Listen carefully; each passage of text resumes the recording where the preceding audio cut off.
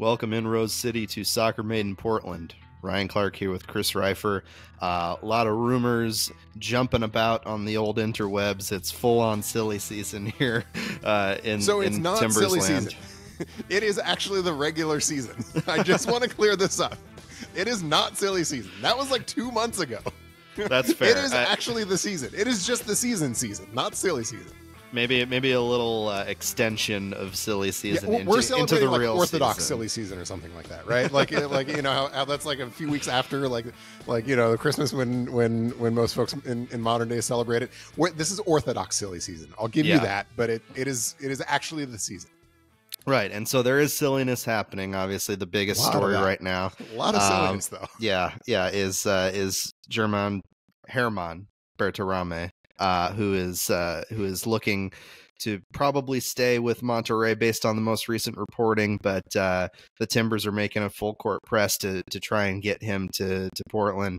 $15 million activating his release clause, but in the negotiations right now, at least according to the most recent reporting out of Mexico from Cesar Luis Merlo, he is more than likely going to stay with Monterrey. The Timbers are making a final push to try and convince him to come to Portland, but it doesn't seem that the interest there, at least on the part of Berterame, is terribly strong at this point, given maybe where the negotiations are at. And I mean, they took a big swing with him, and if it doesn't work out, it doesn't work out. If it does, then whoa, this is a big moment, and it would obviously be a club record transfer if they do pull it off.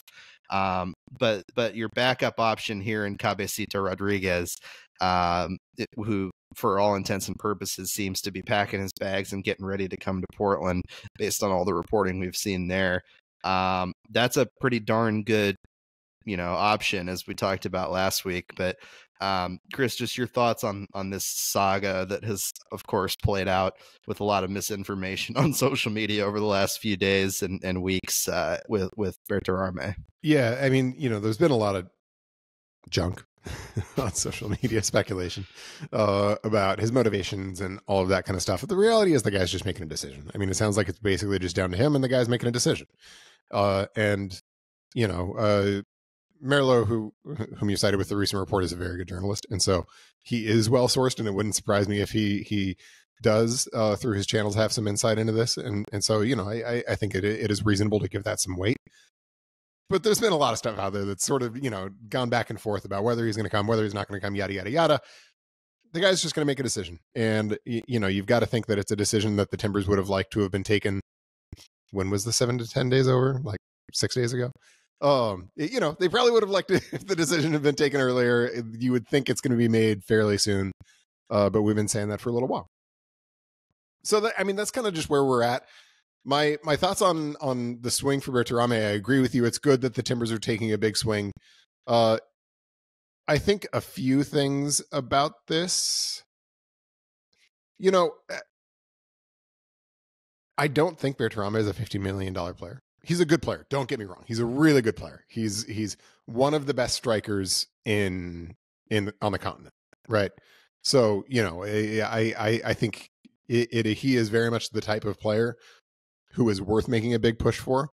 Yeah, and he's in his prime. Like he's fully like the type of player that could be like an MVP caliber player in MLS, like right away. Yeah. 25 years old, and I think he would come in and would be, a very, very good MLS player. And could be for several years. And so it makes sense to make a big push for him. I think this represents an overpay, but it also probably represents what the Timbers need to do to try to have a meaningful shot at a guy like that right now. But there is something to be said about what that says about the Timbers. And their ability to use the non-monetary factors to draw in and to attract players. If they're putting a huge amount of money on the table for a guy, probably more than frankly his on-field production would warrant, and he's still not interested, I think that says something. And I think there are lots of factors that go into that. I think the team has not been super competitive. I think there is probably a reasonable amount of just sort of sporting caution about signing up with the Timbers project right now. They haven't even made the playoffs the last 2 years. new coach, all of that. Reasons for optimism, but also reasons for, wanting to see if this is an outfit that's going to be able to punch in a higher weight class than they have the last couple of years. I think turf at Providence Park for a lot of people is certainly, when you get into this class of player, certainly going to be a factor. Yeah, and he actually got injured at Providence Park on the turf. And, if it's fair to look, anytime somebody gets injured on grass, everybody's like, oh, he's so unfortunate. Anytime somebody gets injured on turf, they're like, oh my gosh, the turf. Yeah. And the discussion is important, and a lot of players don't like it, but the statistics are in fact kind of murky on that front too. So we can't just, blanketly say that it leads to more severe injuries. It does definitely get your boots stuck depending on the type of boots that you wear, but it is a factor inevitably. There are mechanisms of injury that it can contribute to. That is also true with different kinds and qualities of grass surfaces. I mean, I think the data on injuries in turf is mixed and more nuanced than I am qualified to go into. But there's no question that there is a fairly strong preference among the player community, and this is true both in men's and women's soccer, for playing on grass. And frankly, I'm not in any position when players say, boy, playing on turf regularly takes more of a toll on my body. I'm not in any position to say that's not true. They know a heck of a lot better than I do. And so, it just is a factor for players, whether rightly or wrongly. It is a factor. Frankly, it's a factor that the Timbers have had in their ability to control for a number of years now, basically since Portland State football moved out of Providence Park. It has been a thing that they could get done. Yes, there are barriers and there are difficulties with it. Finding the Thorns a practice facility is an important one. Should have done that years ago. There are engineering difficulties and all that stuff, but those are all surmountable things. But for the last 7 or 8 years, they've been surmountable, and they haven't done it. And so, I'm not going to sit here and feel sorry for them if that's a factor in their ability to attract players, because that's at this point, it's just a choice that they've made. Yeah, and it's part of a larger picture too for him in all likelihood too, right? Like part of the issue I think that they face as well, and one that maybe could have, stopped PTFC in their tracks earlier on in the process, is the idea, and this was reported by Merlo, that Mexican citizenship for Berterame is a big aspect of this, right? He wants to play for the national team. He wants to play for the Mexican national team and would definitely get that opportunity in all likelihood. So, that's a massive piece, and maybe they could work it out still where he comes in the summer and in the period between now and then he gets it done. But any country's immigration and naturalization system is going to be complicated. We don't even know really how far along in that process, if at all, he is. But that's a big deal, and it's just infinitely easier for him to do something like that if he's playing professionally in Mexico. So that's a big aspect too. But yeah, I mean, the turf is absolutely a consideration for somebody like this, whether he has said it explicitly or not. He himself has gotten injured on this very specific surface that he would be playing on regularly. That's a piece of it. The money might not line up either. Like, they're paying a whopping fee to get him. I think the money's pretty good. I think the money is probably the thing that gets the Timbers in the door. But the salary for him, like, who knows whether that lines up with what he desires, and if he's maybe using this opportunity as leverage with Monterrey, right? Like, I would these bet negotiations, that the Timbers are offering him a significant raise, and I think the question is whether Monterrey is going to be able to come up enough to sort of make that work. Yeah. And to convince him to stay. So I think all of those things are factors. But yeah, I mean, these are all things that you consider. But at the end of the day, there are many factors that go into all deals like this, right? They're not always the same, but there are a lot of factors that go into deals like this. And it's the job of the Timbers, and it's the job of the Timbers front office and Ned Grabavoy to get these deals done. And other teams have, the Timbers haven't. And it looks like they'll be able to do it with Cabecita, which is I think a good signing. And it's heartening that the Timbers are willing to put this kind of money on the table. But Cabecita isn't this sort of level of deal.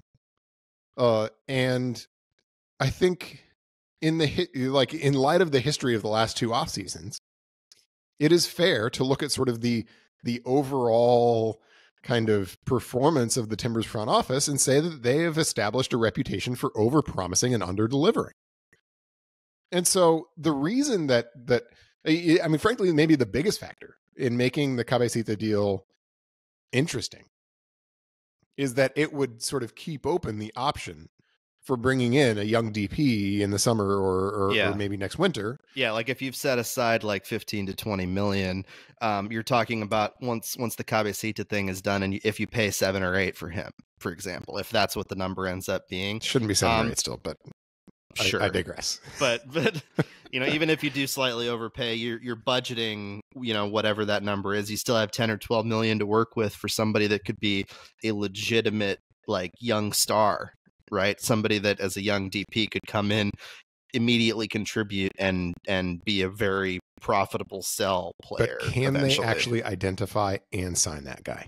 Yeah. Have they identified them too? Have the resources sort of been directed primarily and the attention directed primarily at these two big potential signings in Cabecita, obviously being the one that might actually come through, but yeah, I mean, has that person been identified for the and near even term? If they can identify him, can they sign him? Because this is a front office that has overpromised and undelivered the last two off seasons. Yeah. And so do you have faith in them to be able to get these kinds of big, complicated, difficult deals actually across the line? And I think there's reasonable doubt about that. I can't sit here and say, yes, absolutely, they can do it, because frankly, they just haven't.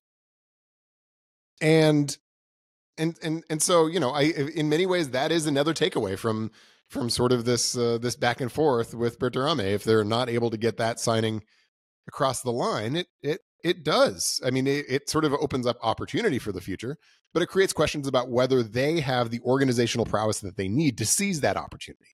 And I don't know the answer to it. Yeah, and I'm sure that there are still discussions happening right now in Cincinnati. Obviously, Rayados is in Cincinnati right now, and Berterame is expected to play tonight. We're recording this on Thursday, so tonight he's expected to play. I would imagine that some folks from your friendly neighborhood Timbers are there right now trying to, but perhaps desperately to get this deal to work out. But it is looking like it's trending the wrong direction in that sense. But talking about Cabecita, I mean, he's a guy that's on the wrong side of 30. So that's a setback. Yeah, but just barely. But just barely, and somebody who I think is still at the tail end of their prime as a striker, and somebody who has shown themselves to be a lethal finisher. And would be a great addition. Somebody that would be your starting striker that I think, given his skill set, pairs well with a guy like Evander in the attack. So nothing to sneeze at by any stretch, and could very well come in and be Portland's best player. Yeah, good signing. I think he's been a little bit out of favor with America, and that's why he's available. And there's no shame in that. America is one of the 3 or 4 deepest teams in North America, right? Especially at his position, right? Henry Martin. Exactly. I mean, they've got Henry Martin, who, like, I've actually never been a huge fan of. That's something that me and Eltree fans share. I actually signed him to the Timbers in a FIFA how'd that go? Franchise. Oh, he dominated. He had like 30 goals. But wow. Okay. Well, maybe they should go after him. Yeah. But it's a team where they've got a lot of attacking tools. And so going after the player who might be a little bit out of, sort of out of the top level of the rotation of that deep of a rotation makes a lot of sense. That's an attainable deal. And you can get a player who's pretty good. I expect if they sign Cabecita that he's going to come in and be a pretty darn good player. I don't know if he's going to be a best 11 level player like I think they absolutely would have been banking on with Berterame. But I would expect him to be a really meaningful, significant addition to the Timbers attack, and it would sort of keep that option at least open for the future. He also has enough positional flexibility, sort of like Berterame, to play in a couple different spots. And so if Felipe Mora is on a heater, you can play Mora and Cabecita at the same time, move Cabecita to the wing, Mora up top, and go that way. And so, I think in a lot of ways that signing makes a lot of sense.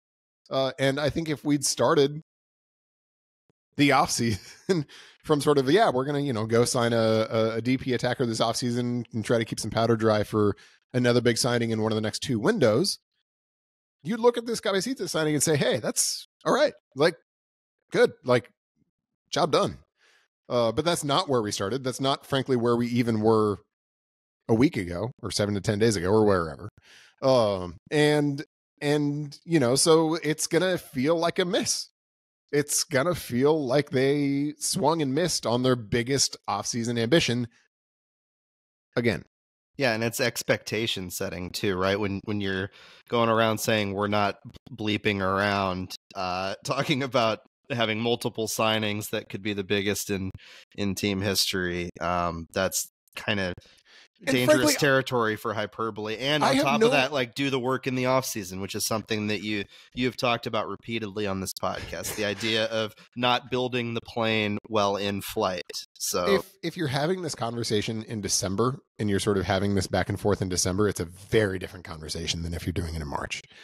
And I don't have a problem with the Timbers making big statements of intent in terms of not bleeping around, not ducking around or clucking around or whatever you want to be doing in terms of making these kinds of signings. I have no problem with that. My problem is with not being able to back it up and not being able to actually not cluck around and getting those big swing deals across the line. I think that's the bigger concern. And so, we'll see. We'll see how it plays out. There's no crystal ball. We could yet have another twist or turn in this saga. There have been a few already. And Berterame could be here next week, and we could be recording a totally different podcast. But as it looks right now, I think that's the question that this raises. Great, they have if they go with Cabecita, they have the resources to take another big swing, but can they actually hit? Or is Ned Grabavoy going to be, spinning around at home plate, having had a fastball thrown by him yet again? You know who has been clucking around a little bit, probably too much these days, is the folks that are crossing the picket line and officiating Major League Soccer games. That was a shoot show. That was a shoot show for the kids at home. We can talk obviously about the result of the game and the mismanagement on the part of the Timbers and everything that led to the result, but I would like to start there because it was so blatant and such a poor example of why MLS's position on this issue has just been untenable and frankly abhorrent. I don't care about MLS's position on this issue because everything MLS says publicly is just obviously geared toward is writing for a different audience, right? Everything they say publicly is designed to try to help them at the negotiating table. Yeah. And so it bears no relationship to reality, as we all saw this last weekend. Yeah. And reality so who cares what they say. Reality was a mess on Saturday. I mean, that the Timbers and DC United are both lucky not only that didn't lead to major injury for either of them, but that it also didn't lead to the result of the game hanging in the balance of people that were frankly not living up to the moment, people that did not appear ready to officiate a professional soccer match in stretches of that game. It was embarrassing, when MLS is trying to sell its product to the world, right? And to say, oh, look, we're improving. This is a good product. This is an exciting product. There's stuff other than Messi and friends happening here. This flies in the face of that pretty significantly and is not a tenable position to be in. There are people that are going to get hurt because of this. There's games and results and team fortunes that are going to inevitably and have already changed. You know, the Philadelphia Union experienced that recently. So it's just not tenable. And there was a lot of different examples throughout the game that we could get into, but it was just so consistent on both ends that it's hard to pick just one. Yeah, and this wasn't a matter of bias. It was just a referee who didn't have the training experience to be able to call a game like that. It was a hard game to call too. We can talk about sort of how the game played out in a little bit, but it was a hard game to call in fairness. But that's why you have professional referees. I mean, that's why you have these folks who the league has invested a lot in the last few years in getting them sort of up to a higher standard. And folks who are not perfect in their own way either, and who face a lot of criticism. I mean, that's just how it goes. Yeah. That's part of the nature of the job, and some are, I think, better than others, and all of that. But like, it's a hard job, and you had an especially hard game to call just because of the nature of the way it played out. And you had a referee who just wasn't up to that task. Period. MLS needs its first choice referees back. And I hope they reach a reasonable compromise with PRO to get them back on the field with the compensation that the referees deserve, given the additional stressors that have been placed on them with a really rapidly growing league.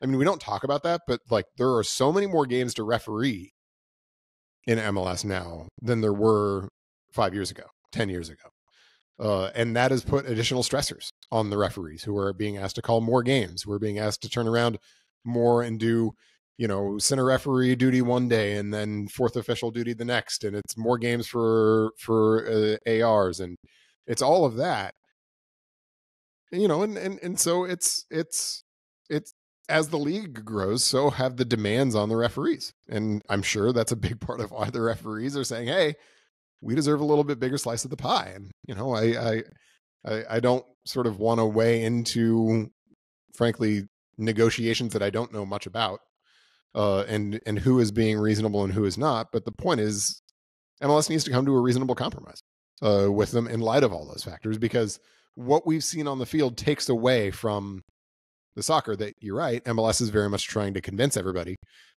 is a product worth going to watch. Yeah, not just investing in as a business product, but going to watch, supporting, and caring about. Something that maybe gets caught, by the wayside a little bit in this whole discussion about how this league continues to grow. But the game, let's talk about the game. The Timbers go up 2-0. Early goal from Dairon Asprilla, which was exciting for him, included a celebration where he put up two sort of goggles toward a box that may or may not have included Ned Grabavoy in what has started to become a little bit of a beef right now with contract type negotiations that I believe are happening behind the scenes.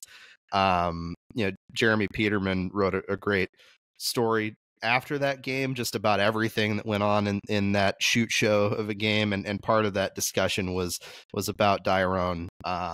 Talk about a guy that has been a workman-like mentality since he came to Portland. And they even shared it on the Timbers social media. He is one of only two people to score multiple goals in every season of Timbers soccer. Or maybe he's the only one, now that I'm thinking about it, since Diego obviously, Valeri. Yeah, other than I think he was with Valeri in Valeri in a certain number of seasons, maybe not every season, but I digress. That was the early goal, and then Moreno scores the other one. Bit of an up and down game for Moreno. He had a goal and the assist to Asprilla, and was effective in spots, but toward the end, really struggled and was a big reason why a lot of their stuff didn't build up. Look, I don't, I'm not going to put any of that on any one player. No, but up 2-0, the bigger issue being the tactical shift that Phil Neville made in about the 68th minute, I want to say. Maybe 60, a little earlier than 63 that. To 65 area, where he brought in he brought in Zuperich and went for 3 in the back, and sort of had Mosquera as one of the wing backs and Anthony theoretically as one of the other wing backs. And the theoretically is very heavy there because he was not anywhere near sort of a defending position for a good stretch of that. And tactically and positionally, it just fell apart. And it was, you watch what happened. It was frankly, clearly to anybody, whether they be a casual viewer or an analyst or whatever, that it caused those 2 goals to happen, that the Timbers dropped that result in large part because of that tactical mistake. And, people were pretty upset about that and had a lot of questions about that decision. It's one thing to, I guess, experiment with different tactics. It's another for players to be prepared to execute them, as you pointed out when you and I talked about it after that game. So your perspective then on that decision and the result that sort of happened as a result. It was an interesting game because you had 2 coaches for the 2 teams who were both new to their teams. Troy Lesesne, first year with DC United after coming from the interim job with the Red Bulls. We got the Red Bulls to the postseason last year, sort of pulled them out of their tailspin. Didn't get the permanent job in New York, which was a little bit of a controversial decision. DC United jumped on that opportunity and brought him in. And the Timbers, of course, hired Phil Neville over the course of the offseason. DC dictated the game tactically from start to finish. That DC United team, especially without Christian Benteke, who went out in warm-ups with an injury, is not nearly as talented as the Timbers are. And I think the Timbers for the first hour did a decent job of handling the pressure that DC was imposing, which was basically everywhere across the field. They were really, sort of in kind of Red Bulls fashion.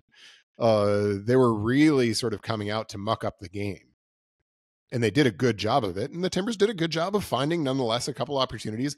They, especially when they would go out on the wing, Anthony got pretty well cooked by Aaron Herrera on his side. But Santi Moreno was the one doing the cooking on the other side. And they did a good job of finding enough moments where they could get where they could sort of break the press and get somebody like Santi in space, or where Santi could create space for himself to nonetheless be in a position to win the game, despite the fact that DC United had really dictated things from a tactical perspective, basically from the jump. And then in the 60th minute, the Timbers made a move that I think conceptually makes some sense. Feels a little bit early, but I also think Eric Williamson was probably on a minutes limitation. And so they had to make some move. The number of options on the bench was relatively limited.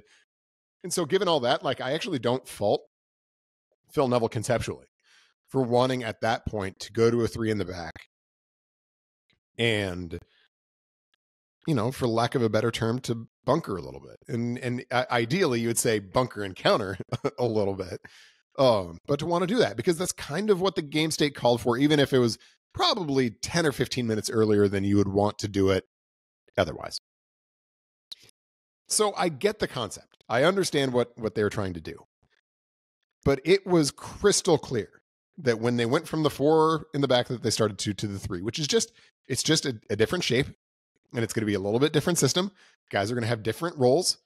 And the coach's job, this is literally the coach's job, is to make sure that everybody understands what their roles are, including those changes. It was crystal clear that basically across the board, the Timbers did not understand what their roles were when Phil Neville changed the system at about the hour. And that's not a good moment for Phil Neville. Yes, it is early. And yes, he hasn't been with the team for a long time, but he's been with the team for the same amount of time that Troy Lesesne's been with the team. And they understood their roles. They understood what they were doing, frankly, in a way that's a little bit hard to play.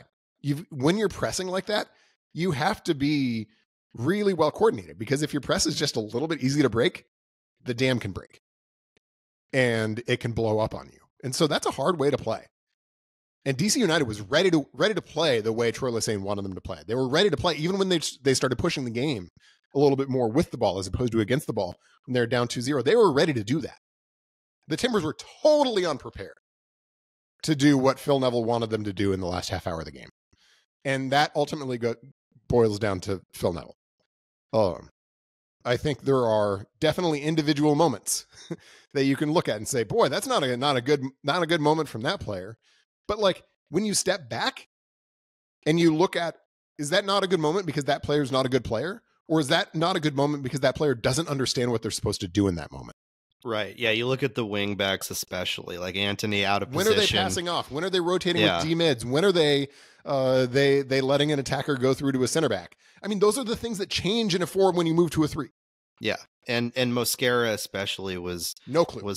He was not ready for that. And that's surprising, honestly, from him especially. It's less surprising from Anthony because naturally he isn't somebody that really ever drops back into that sort of position. But Mosquera is a guy who has been slotted as sort of a wing back type of player, but he looked similar to Anthony, like he was a winger out of position there. And that's been a big criticism of him. He's somebody like that, you know, the Timbers have talked about as a big sell player down the road who's got attention from Europe and everything. But lately, I don't know if at the tail end of last year or in the early part of this year, he's lived up to that sort of expectation. But the larger issue, yes, is obviously the preparation on the part of Phil Neville of his players and the ability to identify where they need to be. And there was clearly, it wasn't just the wing backs. There was a lot of guys that seemed a little bit, you know, a step slow or confused. Where is the line going to be set up?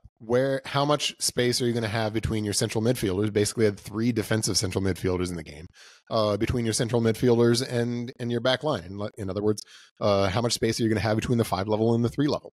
How are you going to deploy those wingbacks? Are you going to ask them to stay high and to pass defenders early, either to a D mid who's rotating over or to your outside center back? Or are you going to ask them to tuck in and play almost a little bit more like fullbacks? These are all the questions that the Timbers had no answers to at all. They didn't know what the answers to these questions were, and that ultimately is why this game can be summed up in the fact that Troy Lesesne took Phil Neville out back and beat him. And that's why the Timbers dropped points to a team that they had no business dropping points to at home. Yeah, and that's just not good. That's not good enough from Phil Neville. And he's going to have to be a lot better if the Timbers are going to be good. Otherwise, we're headed in the same direction that we were headed the last couple of seasons.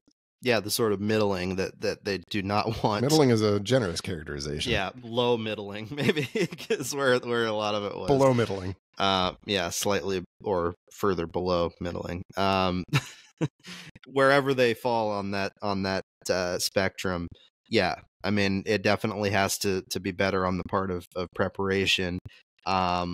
And what an indictment, too, of the Colorado Rapids that game was, too, right? Because you think about the absolutely abysmal first 45 that Colorado played against Portland. They made the Timbers look like world beaters in that first game. And there was a slew of positivity on our last podcast, but there also were questions about, you know, being able to bottle that up and maintain the consistent level of ability with the ball at their feet.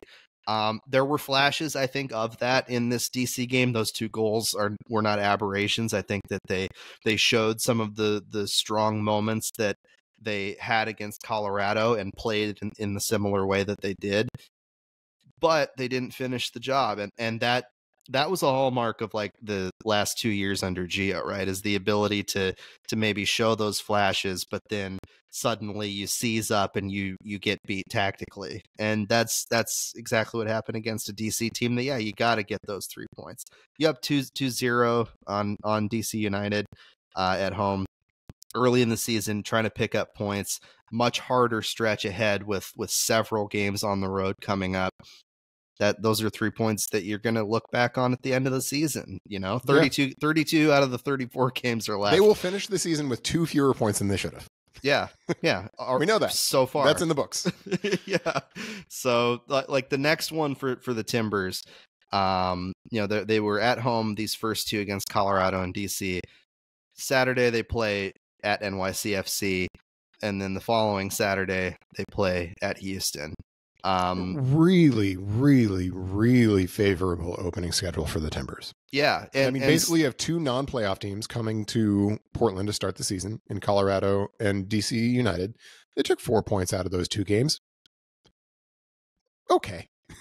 I mean, you would like 6. Frankly, if you're a playoff team, you would probably say we want 6 points out of those two games. 4, not a disaster. NYCFC has been a shoot show of their own right. They've been bad. They have not scored a goal yet. 2 games in, they're 0 goals to the good and 3 to the bad. After losing 2-0 to a St. Louis team last year that I think a lot of folks are expecting to take a step back this year.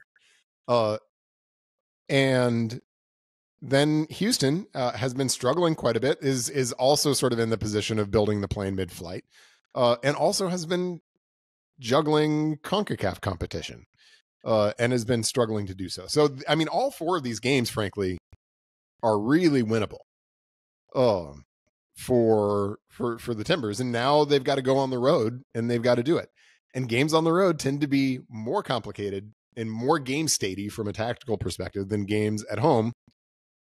And that didn't go well last week. So, I mean, a big task for Phil Neville to get the team into a position, because they should be looking at these games like these are games where we should be looking to get points out of. If they come back with no wins from these next 2, huge disappointment. Yeah, and tactics and preparation travel, right? It's the idea that if you are maintaining this consistent level of play and a tactical approach that works and adjusts when necessary and that sort of thing, it's going to travel. We saw so often over the last couple of years, but particularly last season, where things would just sort of fall apart on the road. And that road game at Houston, in fact, was the straw that broke the camel's back, and Gio Savarese got fired afterwards last year. 5-0 was that one. Yeah, it was not a competitive 5-0. No, it was not. It could have been like some worse. 5-0s are closer than that one. That was not one of the close 5-0s. Right. And so 4 of the next 5 are on the road for the Timbers. That NYCFC game, Houston, come back home for the Philadelphia game, and then 2 games on the road at Vancouver and Sporting KC, also both winnable. Vancouver probably the toughest one out of those 4 road games. But that Philadelphia game is interesting. I am taking a trip to the Far East, where I will be traversing through South Korea and Japan. That's fun.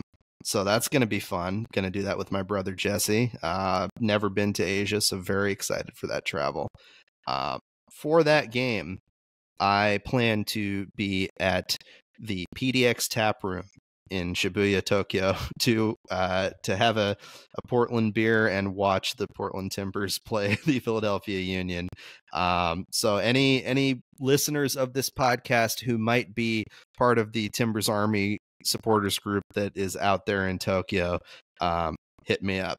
I'll be there. That's my plan. So we'll see you guys there. A fun little aside, but nonetheless, the schedule ahead for the Timbers is something they have to take advantage of. And, if they can bottle up what they've done well so far and try to foment some consistent performances, then they can get off to a really strong start here and put themselves in an opposite position to what Timbers fans are accustomed to over the last few years, which is slow starts and clawing back. You don't want to be in that spot, especially when the new DP arrives, whether that's Cabecita or somebody else, probably Cabecita. You want to be in a rhythm so they can just plug right in and make things better for you. And you also need to get points early in the season, especially when your early season schedule is really soft. Because if you don't, we know what happens. It turns into a world of hurt.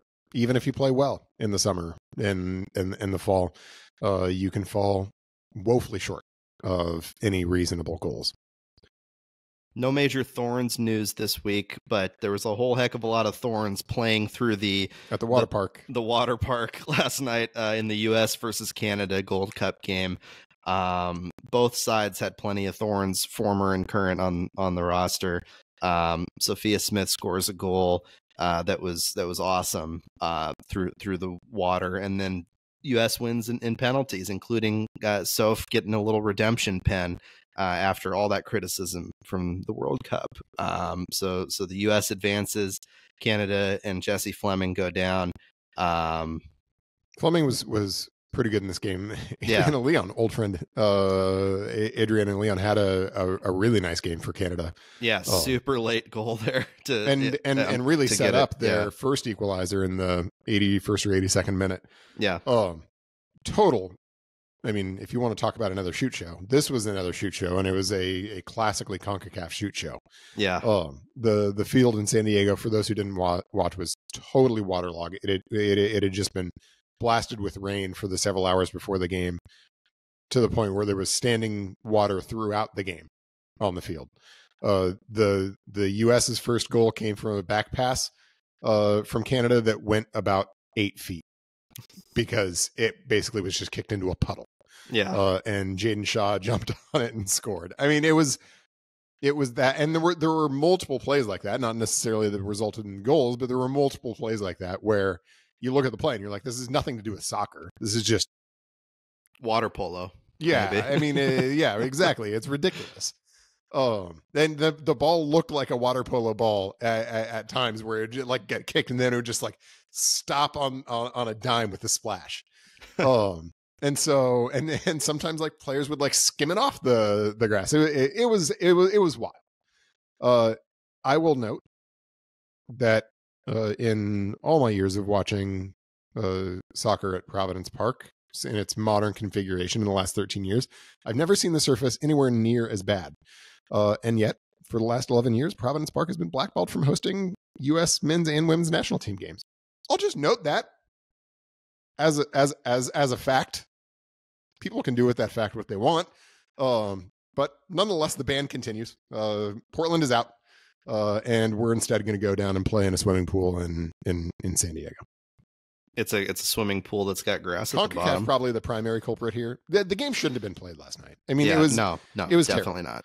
Yeah, that surface so was not suitable for what should have been a pretty high level soccer game. There's nothing to take out of it other than it was great to see Soph get a goal. It has been a challenging 6 or 9 months for her. And so to see her get a goal, hopefully to like start to get some of that confidence back, I think is very good news for the Thorns. Yeah, and we're only a couple of weeks away from NWSL season, so we're getting up close there. And Sam Coffey getting the start too. Yeah, and good for Sam. I mean, geez, like it's long overdue there, and I'm sure that those opportunities are going to continue for her because she's one of the best sixes in the world. So yeah, and she's starting to show it and starting to get that respect from the national team, which is good. Hopefully that continues as Emma Hayes comes in, and this long sort of stuck in the mud transition comes to a close. Stuck in the mud transitions is just what U.S. soccer does, right? And we literally like dither for a year and then finally figure out the coaching situation. That there is finally some light at the end of the tunnel there. But hopefully it continues under Emma Hayes that Coffey's talents continue to get recognized and she continues to get selections. For sure. We will make an effort to get a Portland Thorns season preview out before that opener against the Kansas City Current. The challenge, of course, being that I depart next week for this little vacay. But you can definitely bank on some discussion ahead of the Thorns season from us, or half of us that are currently sitting here. We'll see. But either way, that'll wrap it up for us on Soccer Made in Portland this week. For Chris Rifer, I'm Ryan Clarke. Follow us on Twitter, Ryan T. Clarke, Chris Rifer, Soccer Made in PDX. Like, subscribe, leave reviews. Happy to get all sort of reviews. I have been heartened by the volume of reviews we've gotten lately. Glad that some of them are 5-star reviews and are positive, but also constructive criticism is good too. We've gotten some of that as well from the listeners, and we love that. So, but if you want people to keep listening to this podcast and you want the podcast to continue, basically, we always prefer a nice little hug, a nice 5-star review, a pat on the back from our fathers, also known as our listeners. Is always good. It's important.